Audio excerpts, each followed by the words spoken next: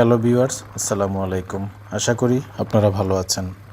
আলহামদুলিল্লাহ, আমিও ভালো আছি। তো আজকে রৌদ্র, প্রচণ্ড গরম। এই গরমের মধ্যে হেলমেট মাথায় দিয়ে পদ্মা সেতুর উপর দিয়ে যেতে যেতে কথা হচ্ছে। তো পদ্মা সেতুতে পার হওয়ার সময় আপনাকে অবশ্যই 100 টাকা টোল গুনতে হবে। তো যেতে যেতে আপনাদের সঙ্গে কিছু কথা শেয়ার করি। আশা করি পাশে থাকবেন। আমরা তো বাইক চালাতে পছন্দ করি। এখনকার ইয়াং জেনারেশন তো বাইক চালাচ্ছেন এবং প্রত্যেকেই তার পছন্দের বাইক ইউজ করছেন। বাংলাদেশের সবচেয়ে ব্র্যান্ডেড কয়েকটি বাইক আছে: Bajaj company, Honda, Yamaha, TVS এবং হিরো। টিভিএস এবং হিরো সাধারণ মানুষের জন্য সবচেয়ে ভালো, কারণ এটা কম মূল্যে আমরা কিনতে পারি।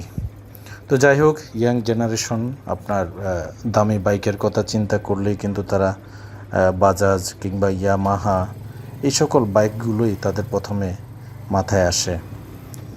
এবং জিক্সার আর এই ধরনের অনেক নামি দামি অনেক বাইক আছে। তো যাই হোক, আমরা কি জানি যে আমাদের বাংলাদেশে প্রথম বাইক ম্যানুফ্যাকচারার কোম্পানি কোনটি? আপনি হয়তো জানলে অবাক হবেন।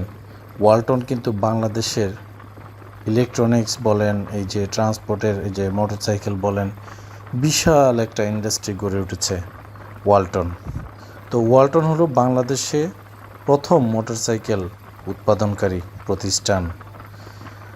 এই কোম্পানি আপনার 80 সিসি থেকে 150 সিসি পর্যন্ত মোটরসাইকেল উৎপাদন করে থাকেন। এছাড়া বিশ্বের বিভিন্ন দেশে রপ্তানিও করে থাকেন। যদিও আমরা বাঙালি হিসাবে বিদেশি মোটরসাইকেল চালানোর প্রতি আমাদের একটা তীব্র ঝোঁক কিংবা নেশা থাকে, কারণ অনেক ফ্যাশনেবল বাইক আমরা পাই সে সকল জায়গা থেকে। এই পদ্মা সেতুটি যখন উদ্বোধন করা হয়েছিল তখন বেপরোয়া গতির কারণে কিন্তু অনেক বাইক অ্যাক্সিডেন্ট হয়েছিল। তো সরকার তাৎক্ষণিক সিদ্ধান্ত নিয়েছিল যে পদ্মা সেতুর উপরে বাইক চালানো একেবারেই বন্ধ করে দিবেন। সিদ্ধান্ত নিয়েছে এবং কার্যকর হয়েছে। মোটরসাইকেলের জন্য আলাদা ফেরির ব্যবস্থা করা হয়েছে। যদিও একটা সময় সার্বিক পরিস্থিতি বিবেচনা করে সরকার নীতিমালায় সিদ্ধান্তে পরিবর্তন নিয়ে এসেছে।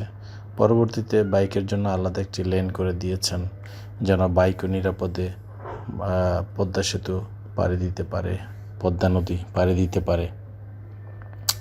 সকলেরই তো দেশের নাগরিক হিসাবে সমান অধিকার আছে পদ্মা সেতু ব্যবহার করার জন্য, তাই সেটি করেছে।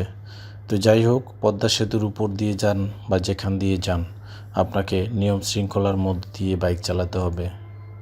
আর এক্সপ্রেসওয়ে কিংবা এই ধরনের সেতুতে বাইক চালানোর ক্ষেত্রে আপনাকে সর্বদা সতর্কতা অবলম্বন করতে হবে, গতি নিয়ন্ত্রণ করে চালাতে হবে। মাথায় অবশ্যই হেলমেট ব্যবহার করবেন, যত তীব্র গরমই হোক না কেন, কারণ আপনার জীবনের নিরাপত্তা আপনাকেই নিতে হবে। তো যেতে যেতে পদ্মা সেতু পার হয়ে চলে আসছি আমার কাঙ্ক্ষিত গন্তব্যের দিকে। তো ভিডিওটি ভালো লাগলে সবাই লাইক, শেয়ার এবং সাবস্ক্রাইব করবেন। সবাইকে অসংখ্য ধন্যবাদ। আসসালামু আলাইকুম।